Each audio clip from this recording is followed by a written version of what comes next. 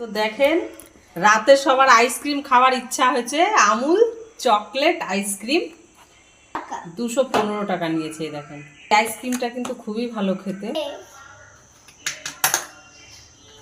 গরম পড়েছে তাই ভাবলাম কিছু ঠান্ডা ঠান্ডা খাই। এই যে আইসক্রিম ফ্রিজে এনে রেখেছিলাম, দেখেন একটু গলে গিয়েছে। গরমে কিন্তু আইসক্রিম খাওয়ার মজাই আলাদা। আর আমি একটু আইসক্রিমটা বেশি ভালোবাসি। কদিন থেকে না ভিতরে জ্বর হচ্ছে, তো এই দেখেন জ্বর ঠোসা হয়ে গেছে, ব্যথা করছে খুব, বিষে বিষ খায়, ওর জন্য আইসক্রিম খাচ্ছি। বাঁচবই তো 2টা দিন, আর যা ইচ্ছা হচ্ছে খেয়ে নি। কালকে দেখেছে বলেন, আজ তো ভালো করে বেঁচে নি। এখন আর আমাদের এখানে আমুলের আইসক্রিমের অভাব নাই, প্রচুর দোকান খুলে গেছে।